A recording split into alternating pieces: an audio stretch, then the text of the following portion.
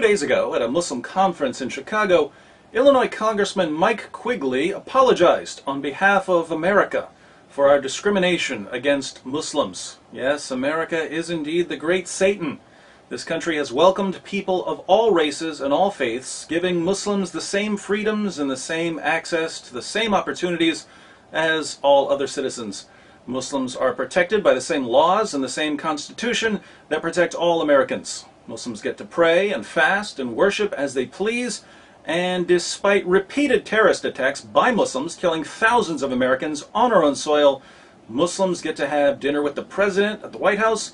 The media bends over backwards to defend Islam against all criticism, and hate crimes against Muslims are dwarfed by hate crimes against other groups such as Jews.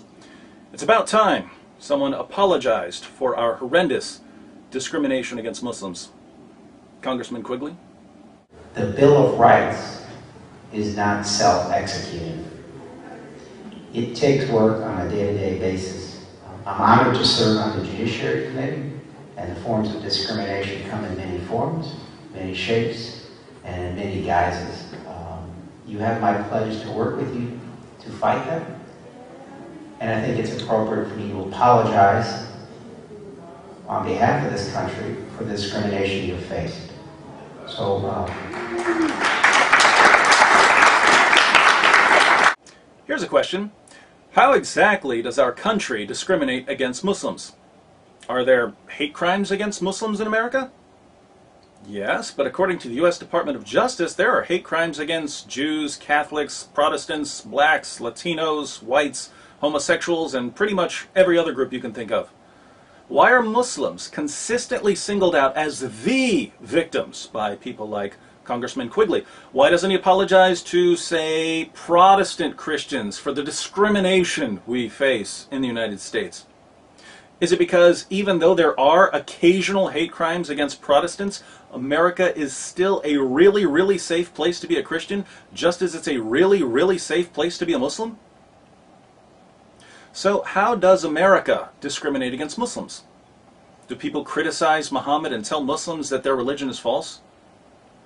Yes, but we do the exact same thing with every other religious or anti-religious system known to man. I'm a Christian. People mock my beliefs all the time. They make fun of the Bible and tell me that Jesus never even existed. No one's apologizing to me, and it would never cross my mind to ask for an apology on behalf of my country. What about our poor atheist friends? People tell atheists that they're wrong and that God does exist. Atheists can't buy a cup of coffee without pulling out a dollar bill and seeing their beliefs attacked and ridiculed with the words, "In God we trust."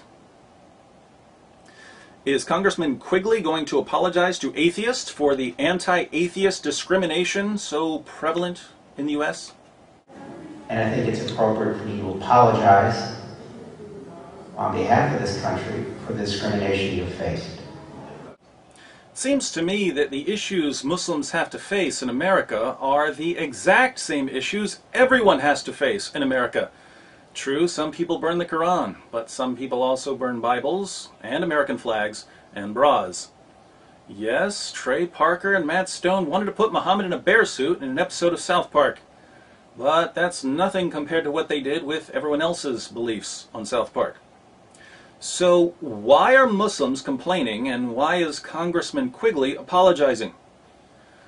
Well, to understand the delicate interplay between the incessant whining of Muslim groups like CARE and the cowardly groveling of politicians like Congressman Quigley, you have to understand something about Islam.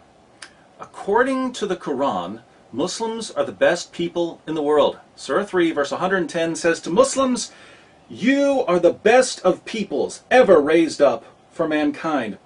Muslims are the best people in the world. Who are the worst people in the world? Non-Muslims. Surah 98 verse 6 reads, "Verily those who disbelieve in the religion of Islam, the Quran, and Prophet Muhammad, from among the people of the Scripture, Jews and Christians, and al-Mushrikun will abide in the fire of hell. They are the worst of creatures."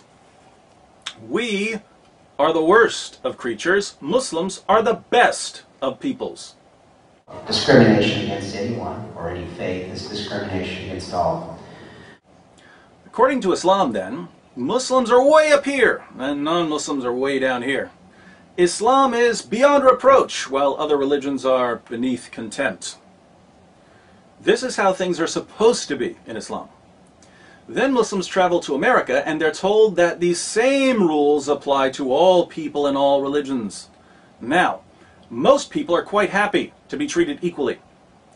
But if Muslims are superior to everyone else, as the Quran declares, equal treatment is an insult. It's an insult to treat the Quran like other books. It's degrading to draw Muhammad as you would draw a bowl of fruit.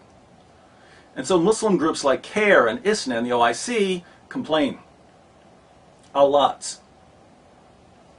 If you listen closely, however, you'll notice that the complaints usually have nothing to do with unfair treatment. The complaints are almost always based on not giving Islam the special treatment it demands. You're letting Terry Jones burn the Quran the way you'd let him burn any other book? You're letting people draw Muhammad the way you'd let them draw anyone else in history? You want to let Christians preach to Muslims the way you let them preach to other people?